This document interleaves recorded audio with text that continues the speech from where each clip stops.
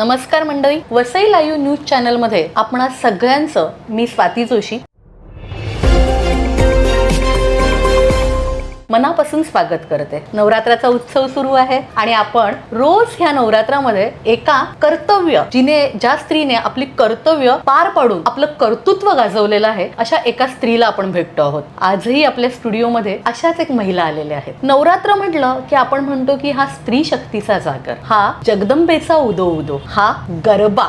मंडळी, गरबा म्हणजे काय? हा गरबा शब्द आला कुठून बरं? गरबा म्हणजे गर्भ, ह्या शब्दापासून हा गरबा तयार झाला। गुजरातमध्ये म्हणजे उत्तरेकडे गेलो, महाराष्ट्रामध्ये सुद्धा धान्य पेरलं जातं, पण गुजरातमध्ये एका सच्छिद्र अशा मडक्यामध्ये नंदादीप लावला जातो आणि तो नंदादीप म्हणजे जी स्त्री म्हणजे महिला आपल्या 9 महिने आपल्या पोटामध्ये एक जीव ठेवते आणि त्याला सृजनता देते, ह्याचं प्रतीक म्हणून त्या मडक्यामध्ये तो नंदादीप ठेवला जातो। त्याच्या बाजूनी माती टाकली जाते आणि अक्षत म्हणजे तांदूळ पेरले जातात, जे कधीही क्षत होत नाहीत असे ते तांदूळ पेरले जातात आणि त्याच्यातून ती सृजनता आपल्याला दिसत असते, त्याच्यातून ते निसर्गाचं देणं जे असतं ते उगवत असतं। हे अशाच पद्धतीने अक्षत असं म्हणजे ज्याच्या कामाचा क्षय होत नाही असं अक्षय काम करणाऱ्या ह्या समाजामध्ये अशा ह्या ज्या काही आहेत त्या म्हणजे किरणताई बडे।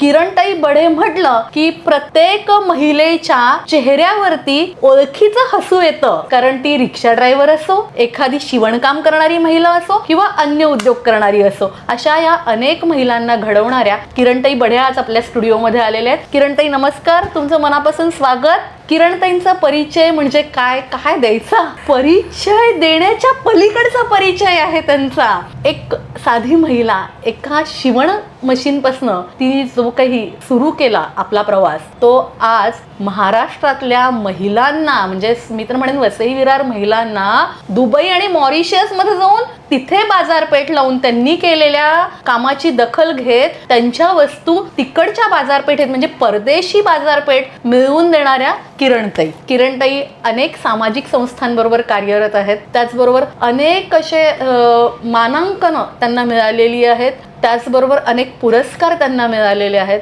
पण मला वाटते की सगळ्यात मोठा पुरस्कार त्यांचा हाच असेल की जे कार्य त्या हाती घेतात महिलांसाठी ते परिपूर्ण करतात। स्वप्न खूप मोठं आहे, म्हणजे एक पहिल्यांदा पृथ्वीवरती ज्यावेळी सूर्य उगवतो त्यावेळी एक किरण पहिल्यांदा ह्या सृष्टीवरती येतो आणि जसा सूर्य हळूहळू वरती यायला लागतो तसं त्याचं किरणांचं जाळं ह्या सृष्टीवरती पडतं आणि सृष्टी तेवून निघते। तसं मला वाटतं किरणताईंनी सुरुवात केलेली आहे, एक किरण पडला असे असंख्य किरण त्या घडवत आहेत। आपण हा सगळा प्रवास किरणताईंच्या तोंडूनच जाणून घेऊया। तर किरणताई, मला ऐकायला आवडेल की एका शिवण मशीन पासून तुम्ही हा प्रवास सुरू केलेला आणि आज इतक्या उद्योजिका तुम्ही घडवता आहात, तर हा प्रवास कसा सुरू झाला? कारण प्रत्येकाचं असतं की एक काहीतरी वेदना असते आतमध्ये आणि त्या वेदनेतून एक नवनिर्मिती होत असते। तर हा प्रवास कसा सुरू झाला? सो स्वाती, मी इतकी भारावून गेलेली आहे ना खरंच की माझं असं इंट्रोडक्शन तू देतेस आणि खरंच म्हणजे मला कळत नाही की माझ्या आतली शक्ती एवढी मोठी आहे की खरंच लोकांना इम्पॅक्ट करते त्याच्यामध्ये।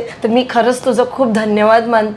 त्याचबरोबर आमचं वसई लाईव्ह जे चॅनल आहे ते आज माझ्या मनातल्या गोष्टी लोकांपर्यंत पोहोचवतील, महिला मोटिवेट होतील, महिला उत्साहित होतील आणि ते पण आपल्या म्हणजे लाईफमध्ये काहीतरी चेंज घडवतील असं मी अपेक्षा करते आणि त्यांचं खूप आभार मानते। खरं म्हणजे ना आज स्वतः माझं आभार मानायचाच दिवस आहे। मी आभार मानते सगळ्यांचे, देवाचे, माझ्या आई वडिलांचे आणि त्याचबरोबर मला घडवणारे, मला सपोर्ट करणारे। माझी जी प्रेरणा, जी शक्ती आहे ती आहे प्रवीणाताई ठाकूर। जेव्हा मी वसईमध्ये 96 ला आली त्यावेळी मी फॅशन डिझायनिंग SNDTतून केलं होतं। ऐश्वर्या राय माझी फॅशन म्हणजे माझी मॉडेल होती, हेमंत त्रिवेदी, नीता लुला माझी डिझायनर होते आणि त्या ग्लॅमर दुनियातून जेव्हा मी वसईला आली तेव्हा मला वाटलं आता इकडे काय फॅशन आहे आणि खरंच म्हणजे असं काय आता माझं करिअर पण डेड झालं आणि इकडे काहीच नाही, पाण्याचा प्रॉब्लेम होता। पण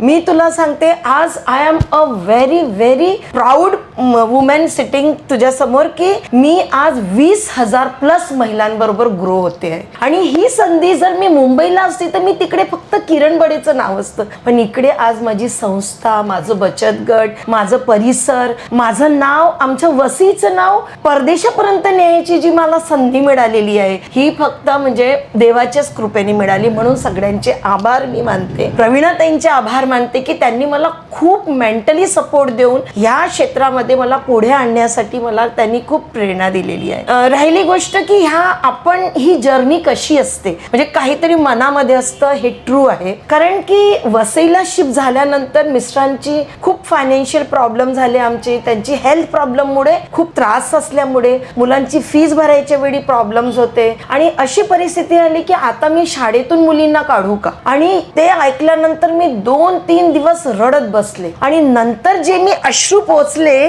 त्यानंतर मी कोणाच्याच मदरच्या डोळ्यामध्ये मी अश्रू येऊ देणार नाही याचा मी प्रण घेतला. कारण माझ्यामध्ये कला आहे. आज ह्या कलेला मला लोकांपर्यंत नेऊन त्यांना मला त्यांच्या पायावर उभं करायचं. प्रत्येक महिलांमध्ये काहीतरी सुप्त गुण लपलेले असतात ना. मग ह्या गुणांना आपल्याला प्रोफेशनलिझम देऊन त्याला जर का आपण स्वतःच्या लाईव्हलीहूडसाठी किंवा स्वतःच्या इन्कम जनरेटसाठी किंवा आपल्या फॅमिलीच्या सपोर्टसाठी वापरले तर आपण खूप सुंदर रित्याने होऊ शकते. तर माझा आजचा जो काही सांगायचा उद्देश आहे ते एका मदरसाठी. एक मदर जर तिने विचार केला की आज जर तिच्या मुलीची फीस भरायला पैसे नाही आणि ती रडत बसली तर ती मुलीचं भविष्य नाही बसेल. पण तिने मला बघावं, मी अशी मदर आहे की आज माझ्या दोघी मुली इंजिनियर्स आहेत आणि एक इन्फोसिसला आणि TCS मध्ये काम करते. आज ही जर्नी सोपी नव्हती, बिलकुल नव्हती. हीच परिस्थिती होती की माझ्याकडे पण 2 पैसे नव्हते फीस भरायला.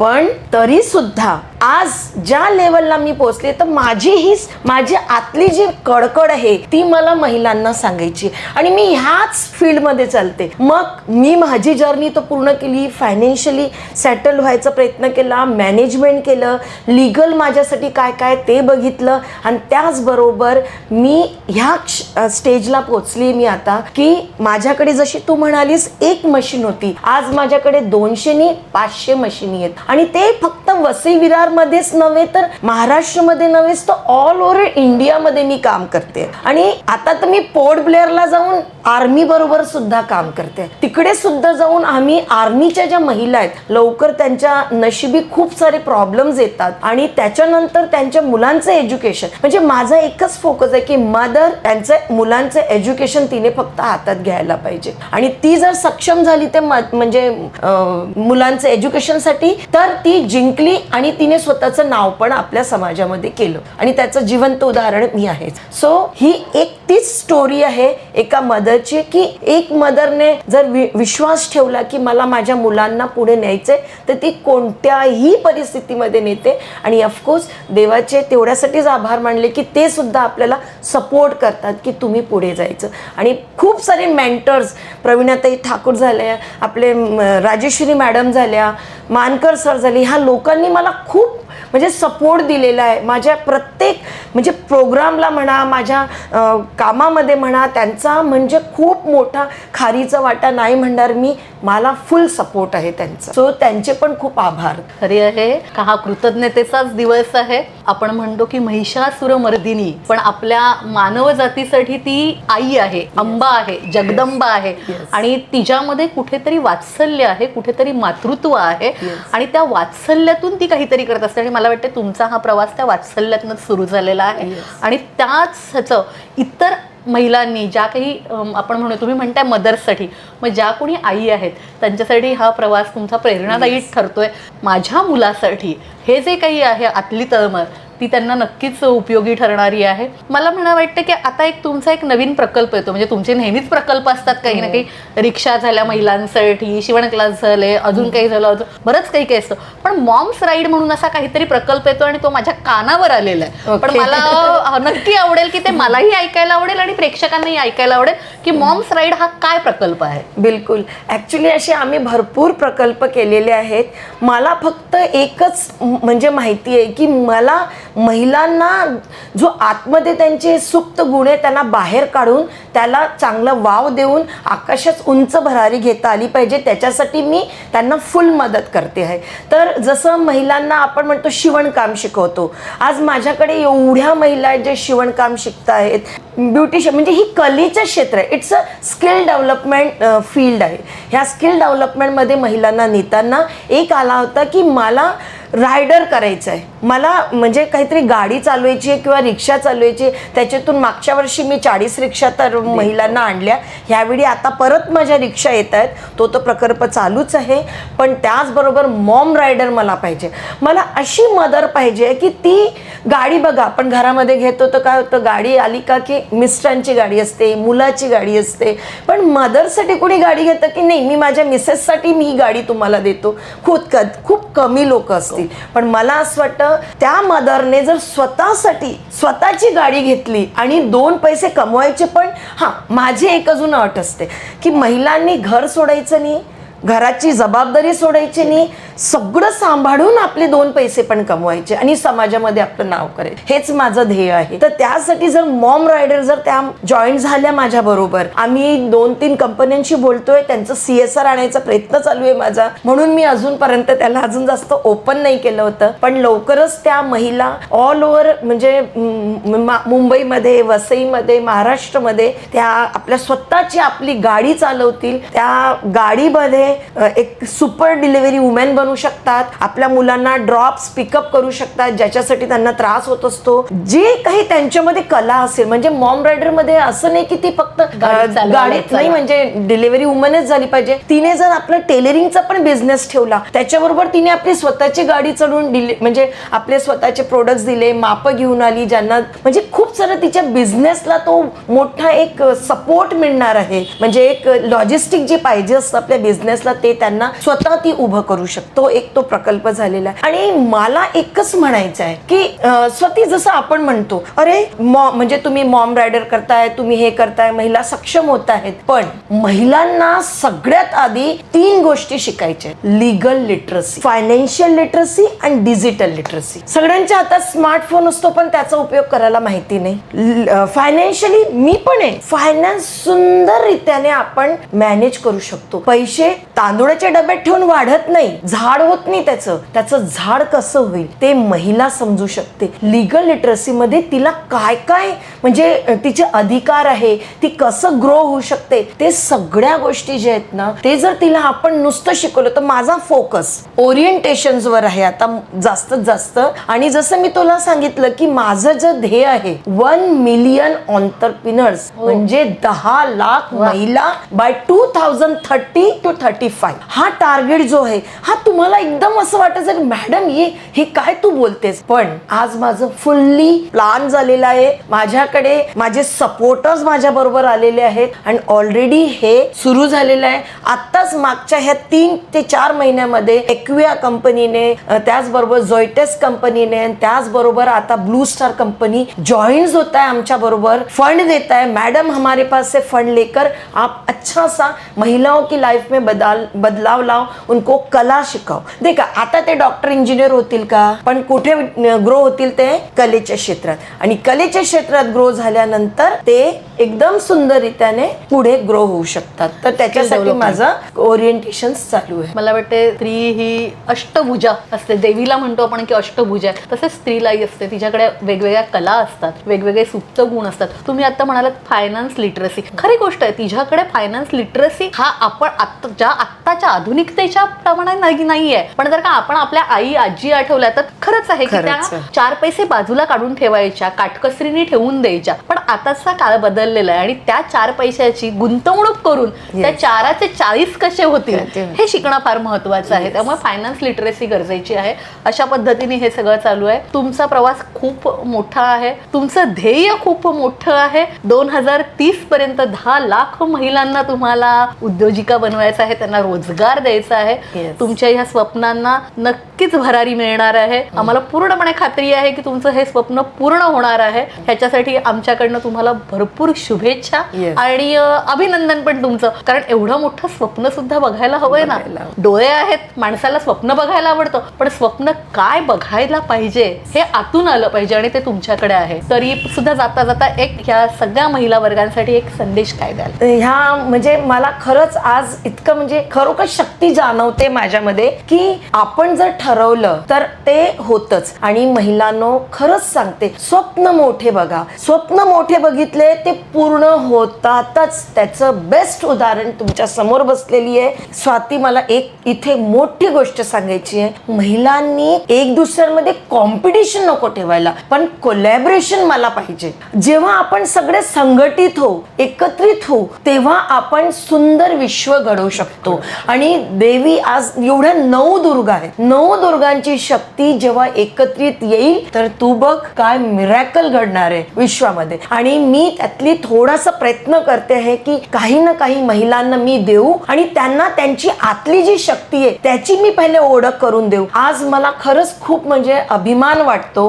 की आपण फक्त महिला म्हणजे एक विधवा महिला, एक सिंगल मदर, ट्रान्सजेंडर्स आणि त्याचबरोबर म्हणजे जे खूप नीडी आहे किंवा आदिवासी वुमेन आहे त्या महिलांबरोबर जेव्हा आपण काम करतो ना आणि त्याचा जो मोठा आणि सुख आणि आनंद मिळतो ना ते खरंच खूप मोठं असतं. आणि देवाने ती आपली शक्ती दिलेली आहे. आणि मी एवढंच करते, त्यांचीच शक्ती त्यांना जाऊन तिथे त्यांना सांगते की बाबा हे बघ, हे हे तू करू शकते. आणि खरंच त्यांच्या डोळ्याचे अश्रू, त्या डोळ्यांचं म्हणजे ते स्वप्न बघायचं जो ऍटिट्यूड आहे ना तो चेंज झालेला. म्हणून मी जास्त महिलांपर्यंत पोहोचायचा प्रयत्न करते आहे. मी सगळ्या लोकांचा सपोर्ट घेते आहे. आणि मला असं वाटतं हे काही मी एकटीचं स्वप्न नाहीये. मला असं वाटतं हे समाजामध्ये प्रत्येक स्त्री स्वप्न बघते की ती एक कोणत्या तरी चांगल्या लेवलवर पोहोचे.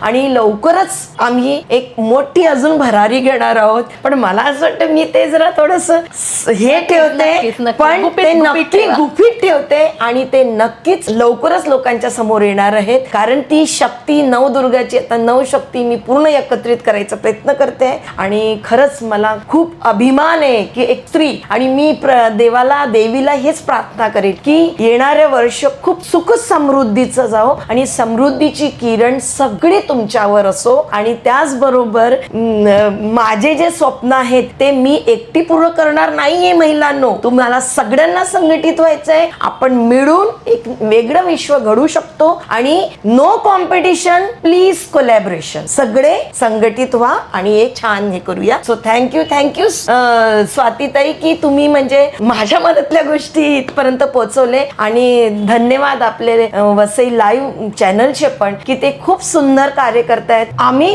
एवढ्याच लोकांपर्यंत पोहोचू पण ते एकाच वेळी हजारो लोकांपर्यंत पोहोचतात. लोकांना समाजात काय चालू आहे त्याची व्यवस्थित माहिती देत असतात. त्याचबरोबर महिलांना म्हणजे माझ्यासारख्या महिलांना समाजामध्ये माझी ओळख निर्माण करण्यासाठी मी खरंच वसई लाईव्ह चॅनलचे खूप खूप आभार मानते. आणि असेच इतर महिला सुद्धा आपल्या बरोबर जुळतील. आणि पुढच्या वेळी मी अजून चॅनलला रिक्वेस्ट करेल की अशा भरपूर काही महिला आहेत की त्यांना सुद्धा आपण नवीन चेहरे समाजासमोर आणू आणि त्यांची पण ओळख निर्माण करण्यासाठी आपलं हे चॅनल कधीही पुढे असणार आहे. तो सगळ्यांचे मनपूर्वक धन्यवाद आणि देवांचे आभार, माझ्या आईंचे आभार, कारण माझ्या आईच्या संस्कारमुळे मी इथे पोहोचलेली. सो माझी आई, तिचे सुद्धा खूप आभार. किरणताईंनी बऱ्याचशा गोष्टी सांगितलेल्या आहेत. म्हणजे मी किती सांगू आणि किती नको, मी किती तुम्हाला देऊ आणि किती नको असं त्यांना झालंय. देणाऱ्यांनी देत जावे, घेणाऱ्यांनी घेत जावे, तसं ते आपल्या देत चालल्यात. घ्यायची कॅपॅसिटी आपली आहे. किती महिलांना आपण घ्यायचं ते आपण ठरवायचं आहे. आज